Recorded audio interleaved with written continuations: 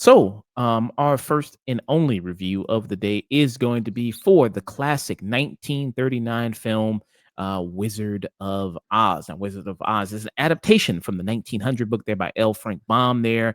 Uh, and this details the story there of Dorothy, who's a little girl from Kansas there, played by Judy Garland, legendary actress there, who gets swept away in a tornado there and lands up in the wonderful world of Oz. Classic story. Many people have known it. People have seen this movie probably hundreds of times. How many times have you seen Wizard of Oz, Christine?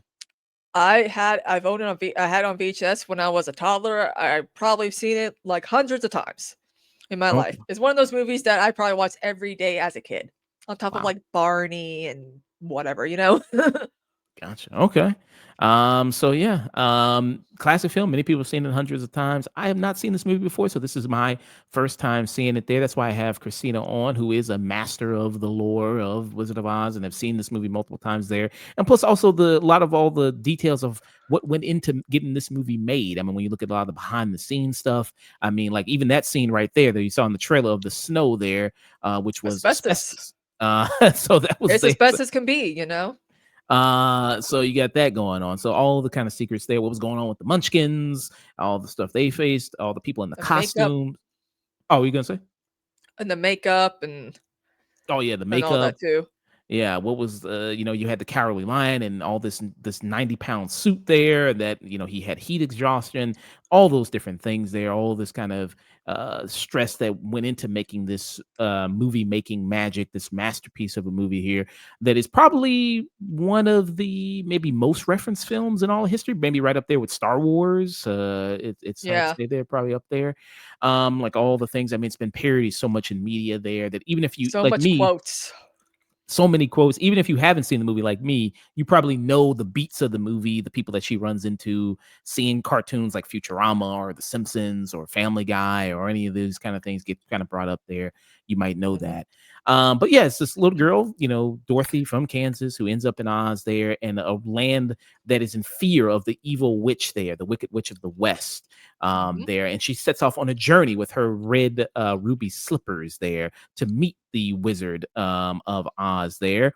And joining her in her journey, she has the Tin Man, she's got the Cowardly Lion, and she has the Scarecrow there aiding her in her journey. And we see the ultimate goal of her is to meet the Wicked Witch of the West there and to stop her there and her evil rule over the land. But maybe we see in things like Wicked that maybe the Wicked Witch of the West wasn't so bad after all, which kind of fleshes out the lore more. Um, Yeah, they even said that Dorothy will have a bigger part to play in the movie than in the show, because we only see like a silhouette of her, like, tossing the bucket of water, and that's it. I'm like, oh, cool, good, because I mean, most of Wicked Act Two, a huge chunk of Wicked Act Two is takes place during the Wizard of Oz itself. So it's like, I mean, the movie part Wicked for Good is not as long as part one. So I'm like, whoa. I mean, they added two new songs, and the fact that they're adding more of Dorothy into it's like, okay, I'm interested. Definitely. I mean, there's an ad where you see her being taken by the monkeys. I mean, you just see her legs and the shoes, but it's like they're keeping like the image of Judy Garland as Dorothy in the story itself. I mean, we don't actually see her face, I don't think, in the movie, no, but you don't. like, which I'm like, that's good because it still keeps that like it's Judy Garland still, you know? But I feel like the actress who played Abigail in the Abigail movie, because she was invited to a bunch of Wicked events, and she kind of has the same like figure. So she might be the stand-in. I don't know, but it would be kind of cute, Yeah. I So do think. you think so with Wicked for Good, you don't think we'll actually get much time with the cast of like the crew of Dorothy and the Tin Man and all that? You think it's mostly just gonna be regulated to seeing Elphaba and Glinda and maybe the Well, wizard and I mean, we might see more of those characters because in part one, there's a lot of, you know, this person's probably gonna end up being this character in the future, in the next movie, whatever. I'm not gonna spoil anything, but I mean, there's a lot of, hints and things that point out like, oh, this person's going to be this person. Oh, how did they become this person or whatever. So but I do think there's going to be some more scenes with the Tin Man, the Lion, and the Scarecrow, because the Lion is voiced by Coleman Domingo, not James Corden, thank God. Yeah, I know some people were a little worried about that, or who it was going to I be. was so worried. But they got a good one. They got Coleman Domingo there. Yeah. But yes. So Christina, I mean, this is kind of your thing. I want you to gush as much as possible about Wizard of Oz. What are your Hmm. thoughts on this? Yeah. So the reason why we have the Wizard of Oz is because of Walt Disney. Snow White and the Seven Dwarfs came out, and MGM was like, "We want to make a musical movie." And so when they found, got the rights to the Wizard of Oz, they were like, "We can do something with this. It's magical. It's got a witch. We can do something with this." Now the story goes is that 20th Century Fox had Shirley Temple. MGM had Jean Harlow and Clark Gable. They were going to do a trade off initially, but Jean Harlow died. So the trade off never happened. And plus, Shirley Temple just doesn't have the vocal range or power to do the songs that were written by the songwriters for The Wizard of Oz. So they got Judy Garland instead because they thought she had the voice. And when it came to casting, they literally wanted Gail Sondergaard, who was this glamorous actress. They thought, we're going to make the Wicked Witch glamorous and, beautiful like the evil queen in Snow White. But they were like, no, bad witches are ugly. So they tried making her look ugly. She still looked nice. And she was like, I'm not doing this. I'm not ready I don't want to be ugly. So there was that. They ran into a lot of casting issues. They had Buddy Epson originally playing the Scarecrow. Ray Bolger was playing the Tin Man, but Ray Bolger was like, I move like the Scarecrow. So they swapped quietly without a problem. Burt Law was perfect for the Cowardly Lion. They thought, we got it. This is good. This is good. But the problem is that when they were initially shooting, there were so many writers, so many directors. A film like this couldn't be made today because there was like 13 writers and 5 directors, even though Victor Fleming gets the director credit because he directed most of the movie. Initially, they had Judy Garland in a blonde wig with heavy makeup on, not even like the blue colored dress. So George Cukor was in the middle of, I think, directing Gone with the Wind because that was being filmed at the time. And they were like, yo, we need your help. Can you like direct a few days?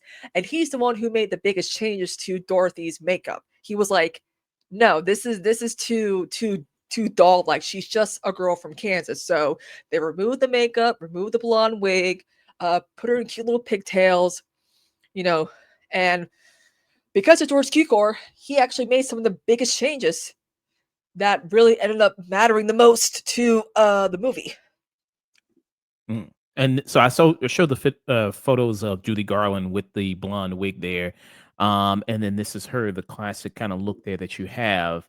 Um, and with her there with Dorothy. So very much. So I see the very much the difference there with the blonde wig. It does look kind of pretty bad there, I think, with the hair, with the kind of. I mean, it looks like she should be more the Cowardly Lion with I think the blonde wig there. Yeah. Um, yeah, you kind of got that going on. But yeah, so you had that at one point.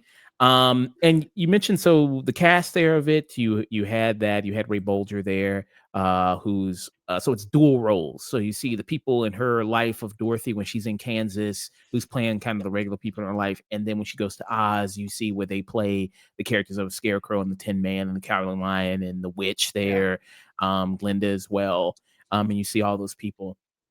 And like I said, this has been adapted many times before. There's been even a sequel to this, Return to Oz there. And I have not also seen the sequel to it as well. You will There's get even PTSD. so what happens in the sequel to Return to Oz? Like what goes on there? I What- believe Dorothy returns to Oz. It's after the Wicked Witch is dead, and she has to like fight off like the Gnome King, who's like even more evil than the witch. If I remember, it's been a while since I've seen Return to Oz, but that's kind of like the gist of it. and she runs into TikTok and other characters that are featured in the L. Frank Baum Oz books. Like Mhm. Oz is kind of like in disarray. Like the Yellow Brick Road's all broken up. She has a chicken with Toto, a talking chicken. um, Okay. Shouldn't she there, be older since this is like a sequel? Shouldn't she be older or no? I mean, it's not the post. The thing is, it doesn't take. It only takes place like a few weeks or a few months after the Wizard of Oz, if I'm Okay, not mistaken. So that's why. gotcha. I see there's like a talking pumpkin in it. That seems kind of very horror-esque. Yeah. Yes. What's Um, th- funny too is that with the casting Wizard of Oz, there was already a lot of mayhem happening. Buddy Epson, they gave him aluminum powdered makeup that actually clogged up his lungs, so he had to get quietly replaced with Jack Haley. And it's ironic that Buddy Epson ended up out. He probably suffered the worst because his lungs were like he just couldn't breathe. Like the lungs were like shut. Um, he ended up dying at the age of 95. Like mm, in 2003, he outlived all his Wizard of Oz like co-stars. uh-huh. And he Uh, also said that was like the worst. Like he said that losing out the Tin Man was like the worst. Like that hurt him the most of his career. mm, Like he was uh, really looking forward to doing that. yeah. I mean, legendary roles. I mean, a lot of these people still heavily remembered for doing these roles there. I mean, this Mhm. movie is part of film history there. Anytime there's any montage of film, that's always like Wizard of Oz is always going to be included. And anytime they do it in the Gone with the Oscars Wind there, Gone with the Wind as well there, which came out Wizard the of same Oz year. came out the same year, exactly, yeah, and, this was nominated in some of the same categories as Gone with the Wind there. Um, Yeah, 1939. You had a lot of Mice and Men. Gone with the Wind, The mm, Wizard of Oz. There was like 1939 is considered like the best year in film history because so many hits. But The Wizard of Oz wasn't really a hit mm, initially. yeah, It wasn't uh, until it went on television that it had a legacy. But also too, Victor Fleming uh filmed most of the Wizard of Oz, but George Cukor and Clark Gable were having issues while filming Gone with the Wind. So Victor Fleming had to actually replace George Cukor to finish directing most of Gone with the Wind. oh, wow, okay, I did not know that. Yeah, they were Um, doing a lot of swapping, a lot of yeah, changes of directors and uh, writers. this was also the same year, they're doing a remake of this movie as well, Wuthering Heights, they're doing that, this also came out Yeah, the same year as well there. remake. I'm putting that in quotes because it's Emerald for now, and she's known for doing filth, and I'm here for it. But yeah, and Wizard of Oz, speaking about the Oscars there, so it was nominated for 5 Academy Awards there at the 12th Academy Awards there, including Best Picture, Best Original Song there with Over the Rainbow and Original Score there. Now it won two. It won for Best Original Song and Best Original Score there, which I do think is amazing. I do think seeing this for the first time, even had knowing some of the songs, I think still the songs were very impressive with it, Yeah, and the vocal performances were very good with this. Over the Rainbow is a good. very classic, legendary song, and I And understand why. yeah, and Judy Garland won a juvenile back when they did juvenile Oscars. She won one for The Wizard of Oz. It was Mm, always like an up and coming like star award type of thing, and Mickey Rooney presented it to her because I remember if you had The Wizard of Oz on VHS in the 90s, there was a few things they had. A Downy commercial featured a bunch of kids dressing up as a Wizard of Oz, using the Downy as like their laundry detergent. That Oscar presentation of Mickey Rooney to Julia Garland, and mm, also a behind the scenes of the extended version of If I Only Had a Brain, and takes from the Jitterbug number that got cut from the forest. mm. And a big thing about this movie also is the look of it having the Technicolor type thing there. Now they did something recently with Wizard of Oz that I saw people were upset about. Like I think they The added somewhat. sphere. Okay, so saying it messed it up and it like cut off some of the stuff there with the Yellow Yeah, Big Road they or things like that. what they did was they just add like they use AI, a lot of AI to add like more scenery in the background. So it's like you see like very little of the head, but everything like the sky and the trees on top.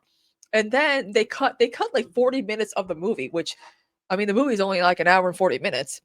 They cut out the Lion King's second number, if I were king of the forest or whatever, which is stupid. They just cut out a lot of the dialogue, and it's like It just I saw like a bootleg of it. It just did not look good. It did not look Mm, good at okay. all. So is it supposed to be like this visual kind of experience, like kind of surrounding you or something like that? Yeah, Is you that get in the tornado, there's wind blowing, junk blowing on you, apples are falling down. When they're throwing apples, there's flying monkeys everywhere. It's like, ugh, so this is like the real 4D experience, I guess. Like they're trying to bring that. yeah. Okay, interesting there. Um, and this is in seems like what Vegas maybe. This Yep, is in. Vegas, the sphere. Yep. It's in Vegas. I think I saw this when I went to Vegas. I think I wonder like what are they doing there? But Yeah. okay, so you got this kind of going on. And that's I guess that's a nice touch. They got the Wicked Witch of the Yeah. East and feet hanging out. Okay. Hmm. Where she lands there. Um, and are they only planning to show the Wizard of Oz there, or do they plan to show other things there? Is it just for Oh, Wizard of they're Oz? showing. I mean, other like the Backstreet Boys had a thing at the Sphere.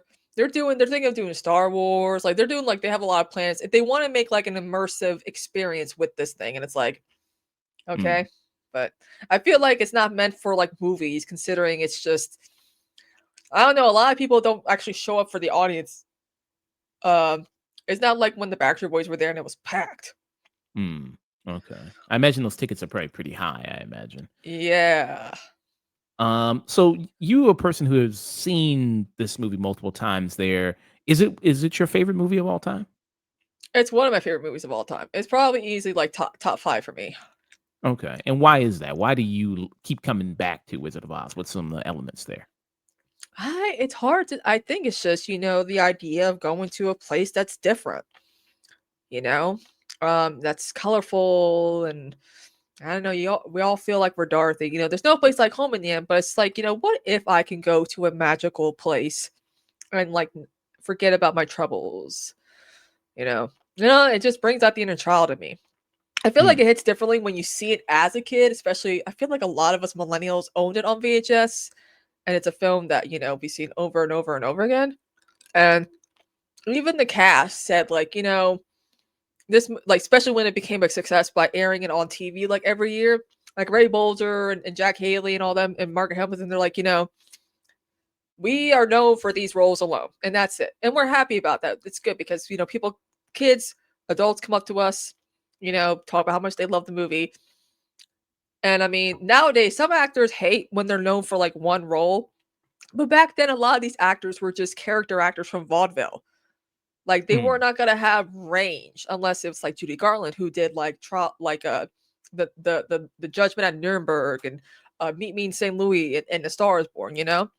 So there's that. I mean, Margaret Hamilton was a character actress, a single mother, trying to support her son, and so when she got told that she was up for a role in The Wizard of Oz, she was like, "Oh my god, I love that book. What character?" And her age is like the witch. Who else? And she's like, "Okay." She's like, "Fine." I mean, poor Margaret Hamilton. I mean, she got. I mean, her grease paint had copper in it. She suffered second and third degree burns on her hand and face during a trapdoor stunt in Munchkinland. Um, her stunt double also was injured during one of the filming of On the Broomstick, where she's surrendered Dorothy. Um, but she still always spoke highly of doing that movie, and she even went on Sesame Street in makeup, and that scared kids. And that episode was banned in the vault. You can find it on YouTube.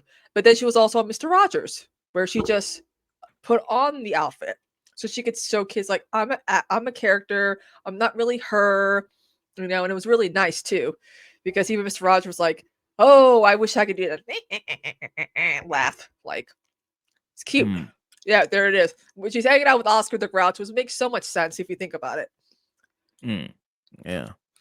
And that hat is pointy on the Sesame Street there. Yeah, okay. Yeah. Um, Hmm. yeah. But yeah. So and then you also said, yeah, Mr. Rogers, she was on as well there. Hmm. And got a lot of attention for that. Um, and so do you think that it would help greatly if you see this movie as a young kid as opposed to seeing it as an adult there, you think? It kind of it does because it really does resonate with a lot of people's childhood. Because even like Judy Garland's kids speak about like it brings out your inner child. Um, they talk about like how a lot of children, because I mean it was marketed as a children's film.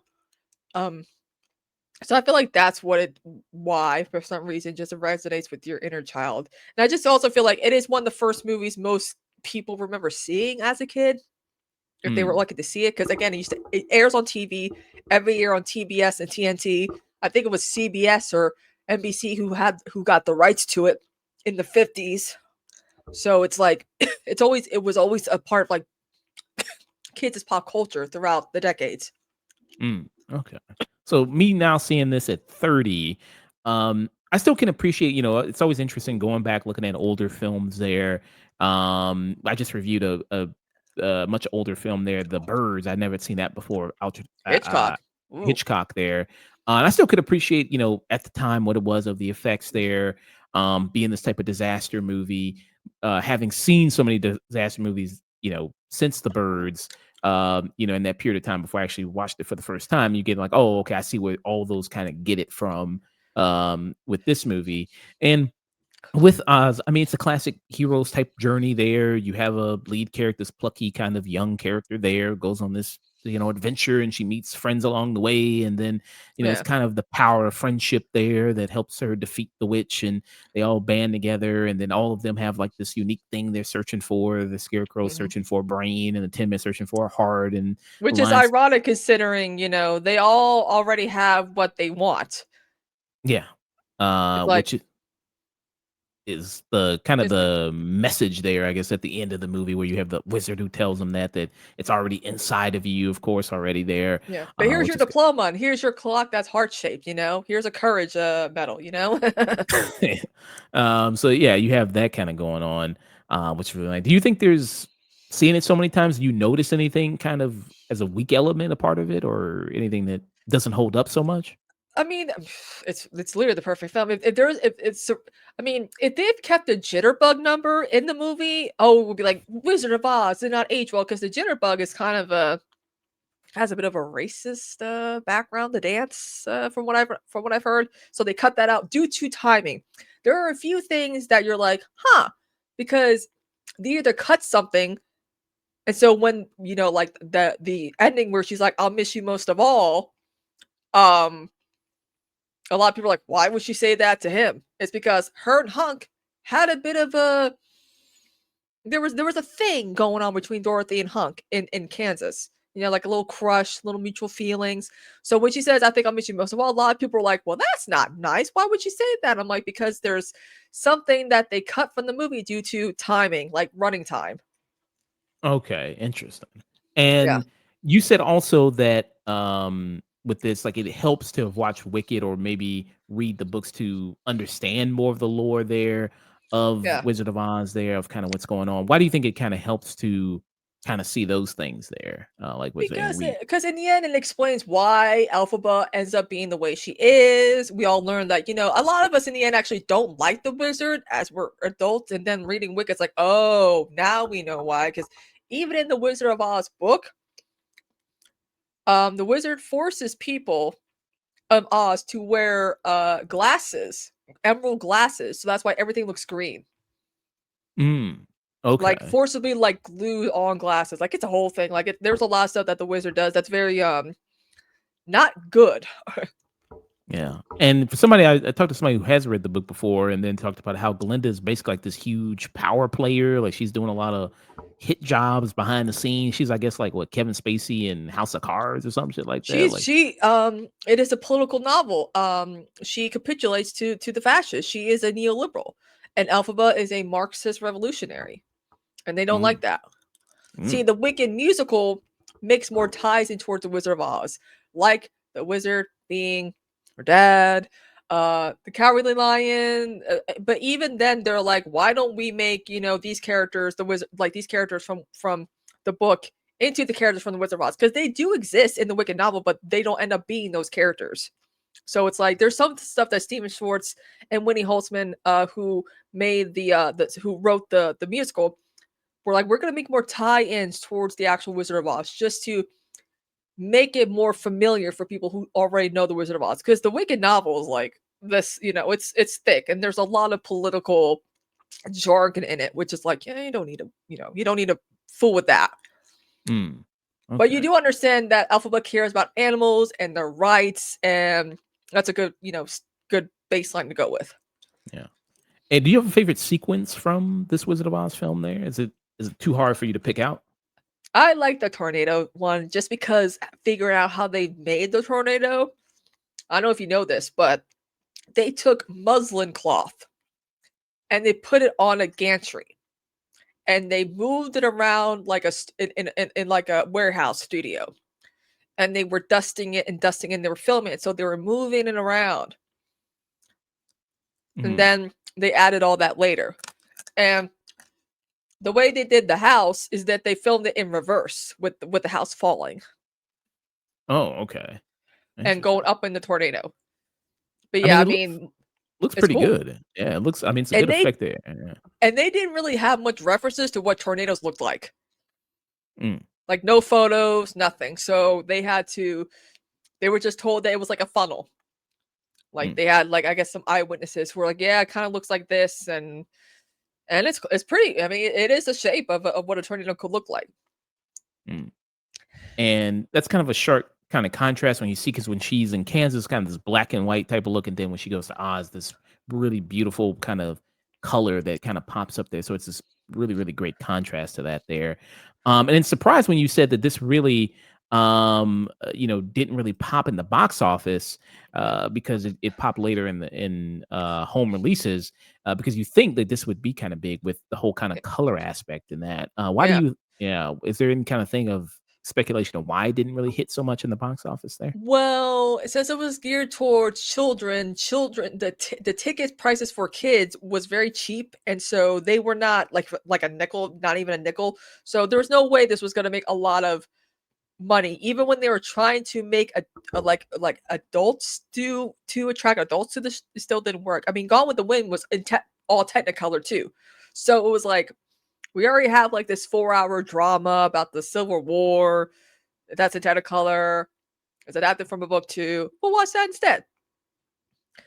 So, and I just also think that maybe there was rumors about what was going on set, like the drama and the all the the injuries, the makeup, the casting changes. I'm not sure, but also Judy Garland. I mean, Mickey Rooney was already an established star because of the Andy Hardy films he was doing.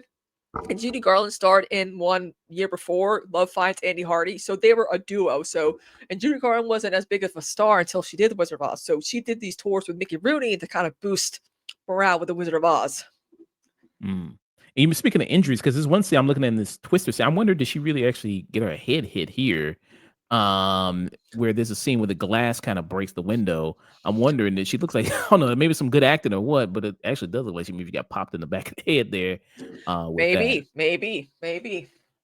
But Uh, also Toto, well, Terry, the King Terry, who played Toto, was injured on set. She was a female dog, and she got stepped on by one of the Winky guards. mm, okay. And so she had to recuperate for a few weeks at Julia Garland's house, and she actually wanted to adopt Terry, but Terry's trainer and owner was like, "No, I know you have a very special connection with this dog, but it's my dog. It's going to be in other films." It's like the other well-known dog actor was Rin Tin Tin. Mm, yeah.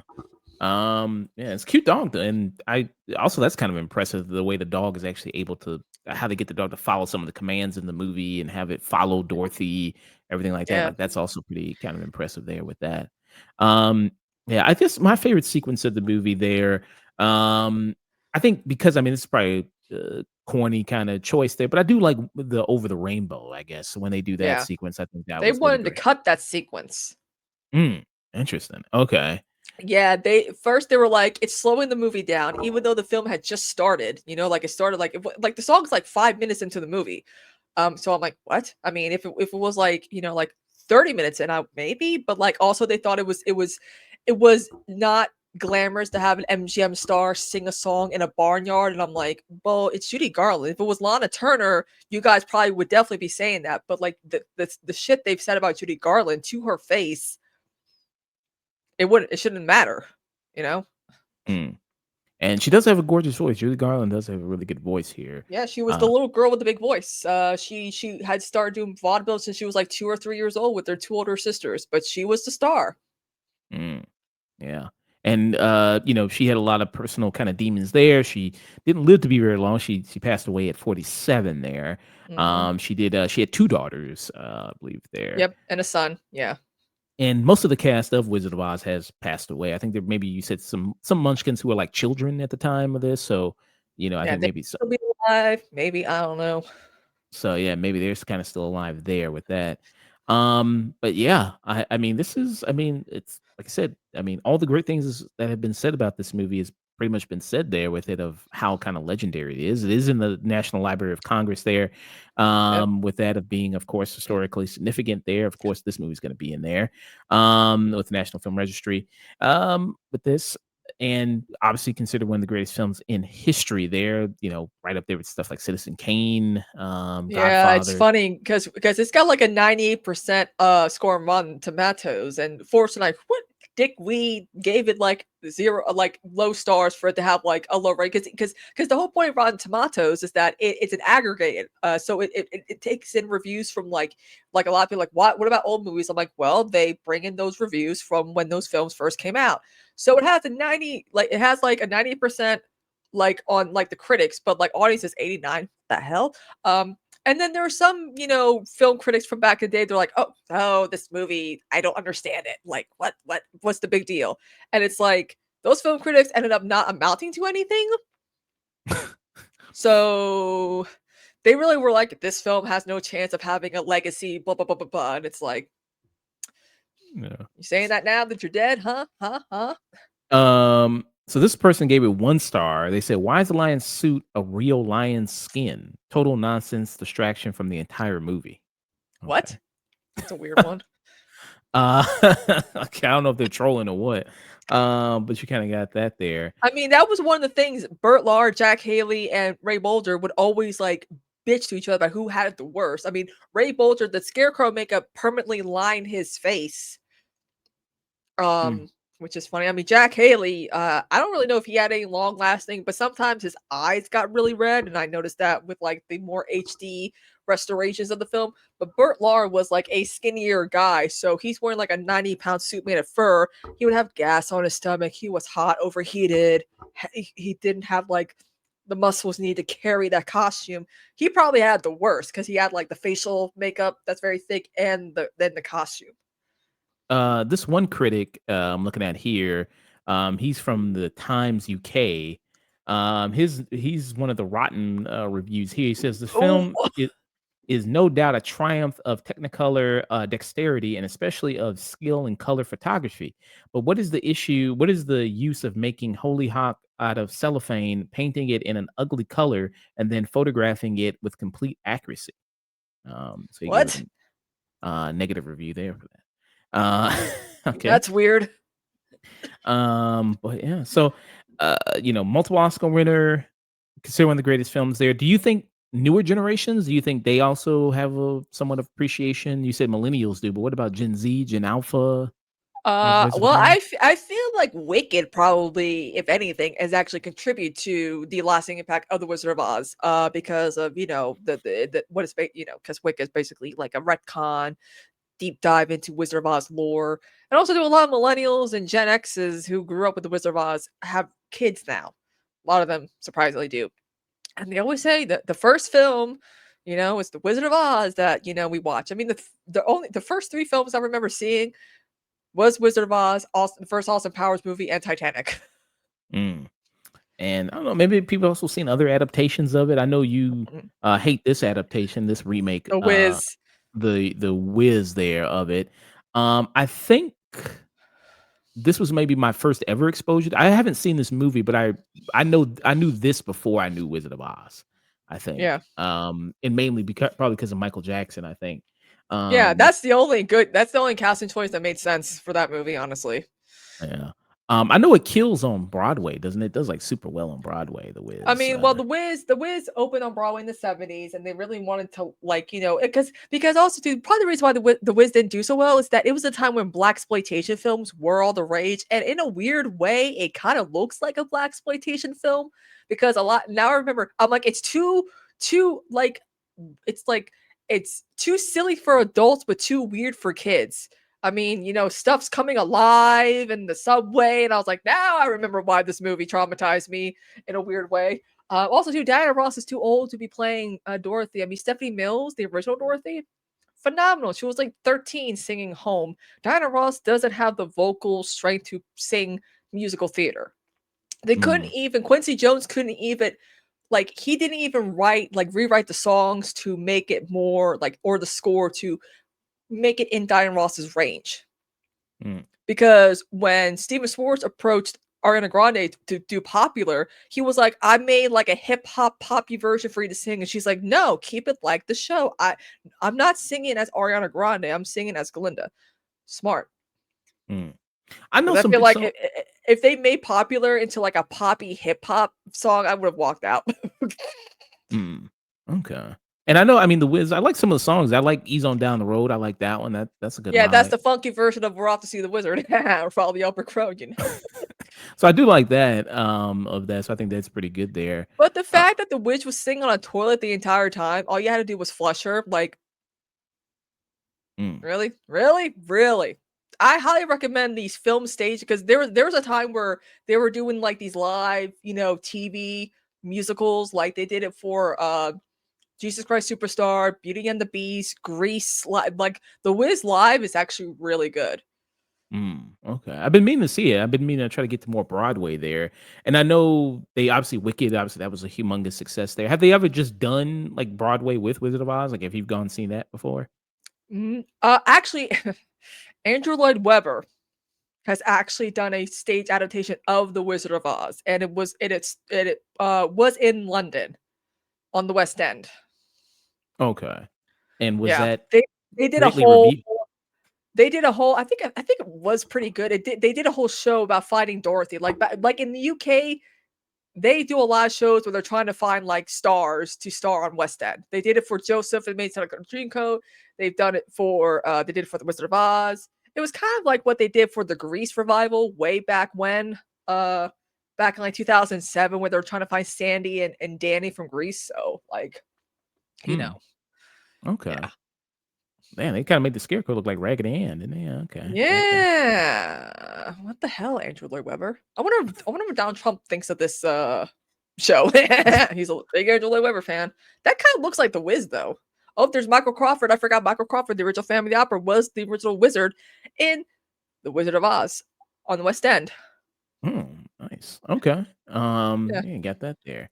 Oh, Toto Uh, on a leash. Oh, that's another thing they added on Wicked is that Toto's on a leash, and that's another reason why Alpha hates Dorothy. She's like, you put your dog in a leash? So mhm. And there's no leash that Dorothy has in the movie of Wizard of Oz. yeah. Um, so what be your final thoughts rating for Wizard of Oz there? Honestly, it's peak to me. It's peak. Mm. Not this And is I do cinema. You like want to do this? I mean, oh yeah, I mean technically it is cinema. Like it's phenomenal. I have like no complaints whatsoever. I mean even Judy Garland, known for her tall tales, appreciated to the very end. Mm. I mean, Okay. she's like, it's so funny. Like one time, someone approached her in a bathroom. She's like, "Oh, it's so sad that you have to sing over the rainbow all the time. You must hate it." She's like, "Woman, I've had rainbows pulling out my ass for decades. It's fine." Like it's she understood the importance of the movie. Mm. Yeah. I mean, I mean, one of the greatest songs. Pretty much ever, I think.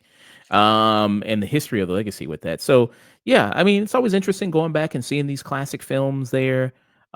with it, and going back and looking at the history of it, and then also having you here to tell more about the behind the scenes stuff with this movie and how that's also the crazy kind of production thing that went into all this and getting this all made, the struggle that all these actors faced, Yeah, and getting it kind of adapted there. So that's also very interesting just to hear about that, and the lore also with Wizard. I didn't know there was such huge amounts of lore. I didn't really know all that till Wicked came out, that yeah, how expansive the lore was with all of this and all that kind of went into that. Um, on a budget here, apparently, this was a movie that cost $2.8 million. yeah. It ended up making a box office of $29.7 million. I don't know if, and this at this time, this was the most expensive production MGM had at the Mhm. time of it. Now, I don't know, inflation wise, I don't know how much that would be today if you did that now. I didn't crank the numbers with that. But I would also give Wizard of Oz a peek as well, for obviously the contribution to film that it's had. I mean, you can't really underestimate that and speak highly enough about it as well. And this also, you see, this came out with another film giant, Gone with the Wind. Do you think you like Wizard of Oz more than Gone with the Wind? I love Wizard of Oz more than Gone with the Wind. That movie's too long, and in the book that's based off of is much worse. They sanitize a lot of stuff for the movie. Okay. Yeah, my Um, mom loves Gone with the Wind. She's like, "I've seen it 3 times," and I'm like, "Okay, that's still a lot for that movie." I yeah, never understood the appeal. 4 hours long. 4 hours long. Uh, Yeah, and yet they were worried about running time for the Wizard of Oz being too long. Yeah, and this is a brisk running time. Wizard of Oz, an hour and 40 something minutes. Yeah. With that. But yeah, I see that with Gone with the Wind, massive success there. With that, Yeah. $390 million. So I mean, yeah, Clark Gable was already a well-established star, and the ladies love him, and I don't blame him, so yeah. So, two big peaks for Wizard of Oz there. Pretty much on every platform that you can pretty much think of there. If you have HBO Max, it's on HBO Max there. It's one of the benefits of having Max. They do a lot of the Turner Classic Movies there, as well as mhm. the Criterion Collection stuff. So that's good if you have that. Where did you? So you just Did you have like the Blu-ray of it, and that's how you saw it? No, I just had it on VHS when I was younger, and that's how I saw it. Oh, you didn't rewatch it again? You have. Oh, I di- constantly had the VHS, and then I think I had it on DVD too, and then I would watch it on, like, TCM. Okay, interesting. So yeah, yeah. Thank you. So Dragon says inflation-wise, Wizard of Oz would be in the red with added CGI today. At the time, there was no inflation cost. Ticket sales was cheap there. He said. But thank you, Dragon. Thank you for that, and thank you for showing up, and thank you for the chill spot as well there, and thank you for the follow, Zangief. Yeah. So that we're out of here. Thank you so much, Christine. Thank you for joining me.